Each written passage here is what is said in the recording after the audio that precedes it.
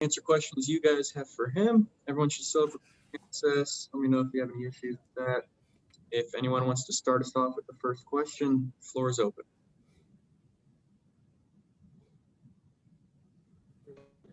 Hey, Teddy, Will Kunkel here for Fox 46. Ron Rivera was just saying that it's beneficial to them that Scott Turner's familiar with you. How much does that maybe not worry you, but you're just cognizant of that, and it's just something you've thought? That's something I haven't even thought of. But I've spent 2 years playing, with Scott. So, we're talking 5 years later, after an injury, new system. I'm pretty sure he remembers some things about me, but honestly, we just got to get out there and go out there and execute.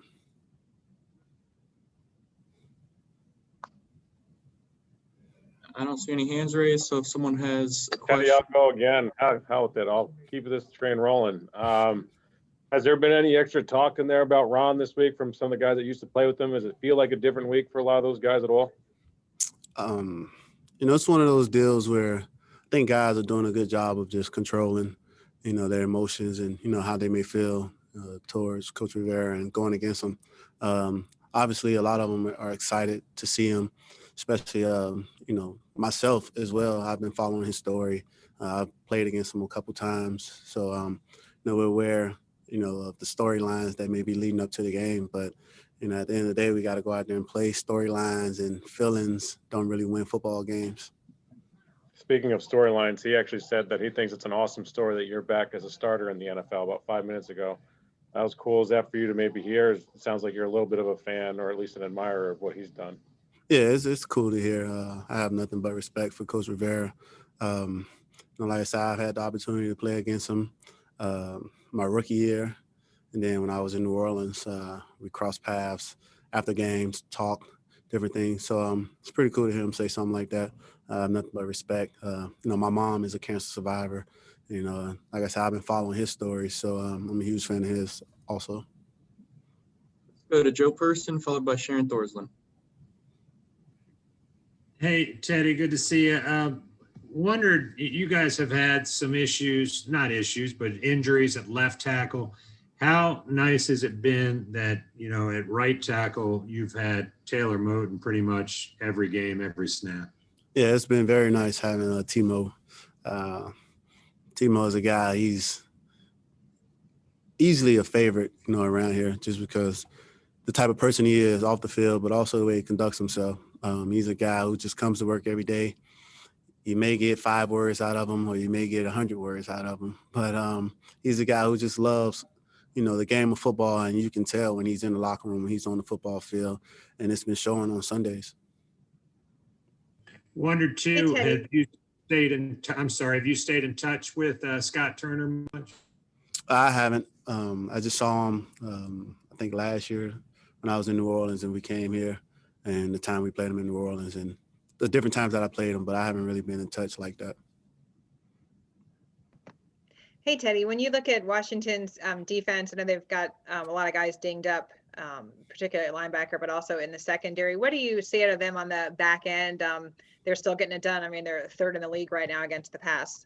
Yeah, everything on that defense, they play well together. They all complement each other. The defensive line complements the linebackers in the secondary, and, vice versa. The defensive line is a group that, gets after the quarterback. They do a great job of that. The linebackers are involved in different things as well.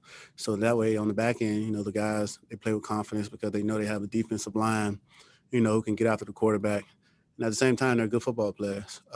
Those guys make plays. They're in this league for a reason, and the numbers don't lie. So we understand that it's going to be one of those games where we just got to come out, take what the defense is giving us, and try to not to hold the football and try not to do too much.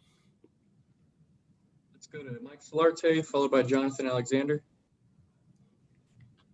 Hey, Teddy, the record being what it is and the multiple games with last possession for the last shot, chance to win, tie games and everything. And I know you guys have come close, but not getting it done.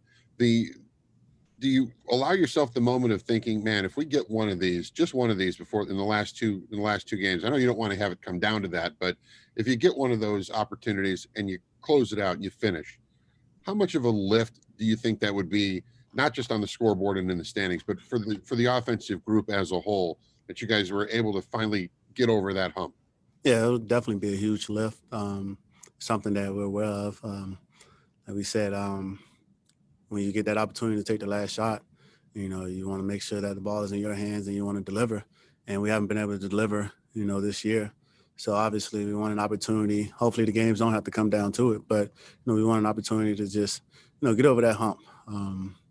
We understand that we're good, you know, maybe 3/4 of the game or 58 minutes of the game. In the last 2 minutes, we're not so good. We just want to be able to just put together a complete game in all phases, in all situations, and just, you know, continue to build some momentum as we finish this season. Would a fourth quarter drive to salt away a 3-point win or something like that kind of qualify in that regard, as opposed to having to score to win it? I mean, honestly, it's just one of those deals. We just want to win situations. And that's a huge situation that we haven't been successful in. So whether it's going down, kick a field goal to win, or going down and score a touchdown, you know, we just want to execute in that situation and do a better job than what we've been doing all year. Hey, what's up, Teddy? I hope you're well. Just had a couple quick questions. To follow up on that, you think that's the biggest thing kind of holding you all back from being, you know, I guess where you want to be? And I'll ask the second one later. It's part of it. I think when you watch us, sometimes we're a good football team from the 20-yard line to the 20-yard line. You know, there are times we got in the red zone and we struggled. There are times where we're great offense on first and second down and we struggle on third down. Or there are times where we were bad on first and second down and we were great on third down. So I think we just have to become a consistent team, man, and you know, just play one play at a time, know our jobs, and continue to execute our jobs at a high level. And Kurt Samuels, the guy who's in the last year, his contract. You know, what have you seen from him this year? Curtis is a guy who's just been doing everything that we've asked of him, whether it's in the run game, the pass game. He's blocking defensive ends. He's catching the ball on the perimeter. He's catching the ball out of the backfield. He's running the ball out of the backfield. He's a guy who's, you know, come up big for us this year, and I'm just excited that he's able to, you know, do the things that he's been able to do this year. Let's go to Steve Reed for what looks like the final question. Hey, Teddy, I wonder if you what you see out of Chase Young and that defensive front. I guess they got 40 sacks this season, but what do you see from Washington's defense? It's a group that they play well together, and, you know, they understand their rush patterns, their games that they're going to run. They do a great job of understanding that the opponent's pass protections, you know, their philosophies and things like that. So you see those guys winning. You know, their second moves are great. You know, if the first move don't work, they're able to retract, run down the quarterback, different things. So it's the reason that they have 40 sacks. All right, guys, looks like that's going to do it. Teddy, we appreciate your time. No problem. Merry Christmas, guys. Happy holidays.